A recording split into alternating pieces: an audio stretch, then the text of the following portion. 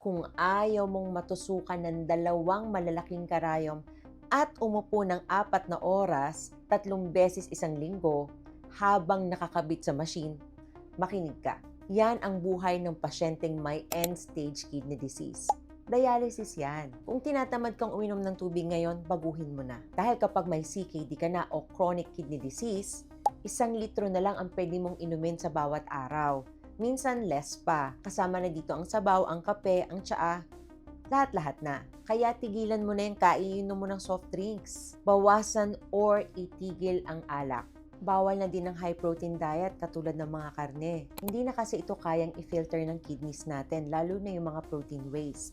Lahat kailangan may sukat, may bantay, may limit. Hindi rin pwedeng basta kumain ng mga prutas at mga gulay, lalo na kung mataas ito sa potassium at phosphorus, tulad ng saging, avocado, chocolates, na kailangan mo na talagang iwasan or kontrolado ang dami. Madalas sinasabi ng mga CKD patients natin na ang higpit naman ng pagkain, lagi na lang walang lasa.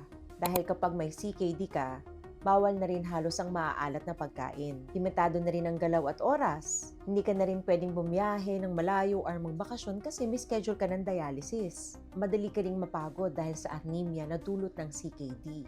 Bawal na din ang magpuyat kasi hindi maganda ito sa kidneys at pwedeng magpalala ng hypertension or high blood. Marami rin pasyente ang nagkakaroon ng mga edema or yung maga sa mukha, maga sa paa. Minsan lumalaki yung tiyan nila, hinihingal sila, tapos meron silang mga pangangati sa kanilang mga balat, nagkakaroon sila ng mga rashes, at pati emotional na pagod at depression. Kahit po pain relievers, hindi tayo basta-basta pwedeng uminom, katulad ng mga NSAIDs na mefenamic acid, ibuprofen, at lalo na yung mga herbal supplements na syempre wala namang payo ng inyong doktor. Isang maling gamot lang ay pwedeng magpalala ng kondisyon. Kung may maintenance ka sa iyong high blood, huwag mong itigil ito. Ang high blood na hindi nagagamot ay sumisira rin po sa kidneys. Mas madali at mas mainam magbago ng lifestyle ngayon kaysa mabuhay ng nakadepende sa machine. Kung mahal mo ang pamilya mo at gusto mong humaba pa ang iyong buhay kasama sila, simulan mo na ngayon.